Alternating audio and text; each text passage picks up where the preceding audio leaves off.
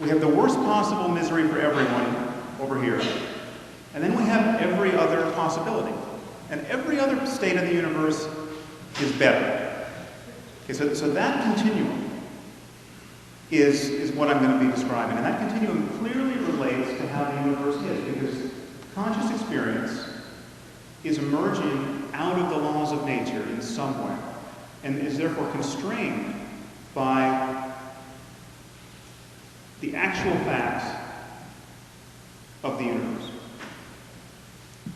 Now, I want to say to you that it's long been obvious that we have needed a universal conception of morality, because in the immediate aftermath of World War II, the UN began to put forward its Universal Declaration of Human Rights. And yet, the American Anthropological Association, I know many of you can't see this text, came forward and said, this is a fool's errand. There is no universal conception of human rights, because any conception of human rights is local to culture, and this would be just one culture merely foisting its notion of values on the rest of humanity. There's no intellectual legitimacy. There's no place to stand where you can really do this. Now, please notice, this is the best our social scientists could do with the crematory of Auschwitz still smoking. This is 1947. So as I said, I'm going to argue to you that values reduce to facts about the well-being of conscious creatures, and I think there are many different ways to see this. The worst possible misery for everyone being one argument. But we have ethical intuitions that relate to the rest of humanity and to other living creatures, and I think we have some very serviceable intuitions here. I mean, for instance, we are more concerned about the suffering of our fellow primates than about ants. Now, I think we're right to be, because we have a sense that our fellow primates can experience far more suffering and have possibilities of well-being foreclosed in a way that ants can't. Again, this is a factual claim. We could be wrong about this. We are wrong about the relationship between the complexity of a nervous system and the possibilities of experience. Well, then maybe we're wrong about the inner lives of ants. Again, I'm bridging this divide between facts and values. And we don't care about rocks.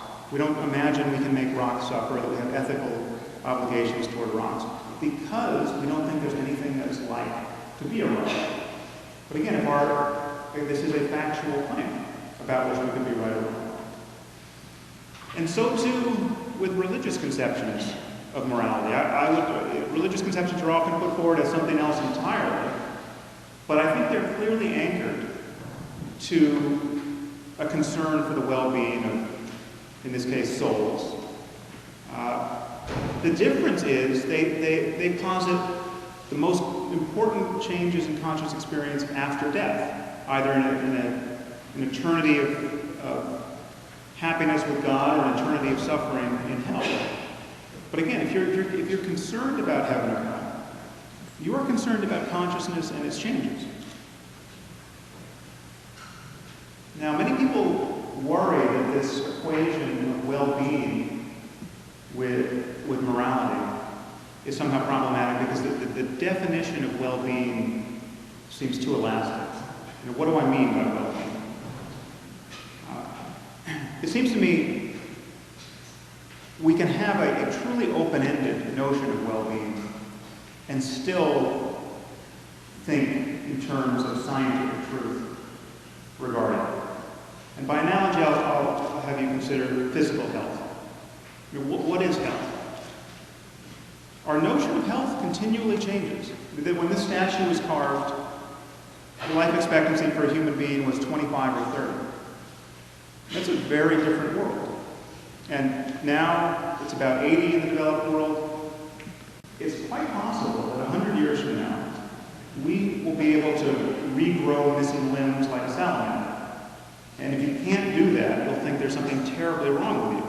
You'll go straight to the doctor. Okay, that would be a redefinition of health, but at no point does that changing notion of health actually undermine the science of medicine. There's no question that we can understand human health scientifically, even though the definition changes as we make progress in medicine. And you never hear the retort that maybe someone dying of terminal smallpox is as healthy as anyone else. You never hear a radical, skeptical challenge. But I get this all the time in talking about morality reducing to well-being. Someone will say, well, again, as the woman at the conference talking about the Taliban, who's to say that being forced to live in a burqa or having battery acid thrown in your face if you try to learn to read, who's to say that's just not another style of well-being? Okay, that is the skeptical challenge.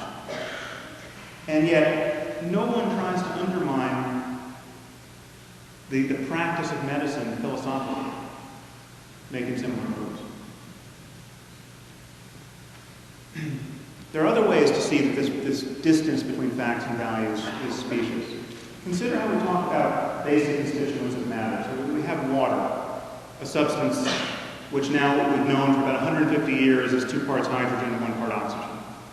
What do we do when someone says, well, that's not how I choose to think about water? Okay. What if someone comes forward and says, I'm very interested in chemistry, but chemistry for me is whatever makes the book of Genesis make sense with the data of the book. Okay. How do we convince such a person that this most elementary scientific fact, this is the quintessential scientific fact? Well, the only way to do that is to appeal to values. You have to value understanding the world. You have to value evidence. If someone doesn't value evidence, what evidence can you provide to convince him that he should value it? If someone doesn't value logical consistency, if he doesn't see a problem in just refuting his own argument with each subsequent sentence, what logic are you going to use to convince him that he's not making sense? And likewise with every other principle of cognition that anchors our most basic scientific understanding of the world: intellectual honesty, parsimony, mathematical elegance in certain areas of science. These are values. And science is in the values business. What we value are principles of reasoning and discourse that link our beliefs about the world to the world. So there are no facts without values.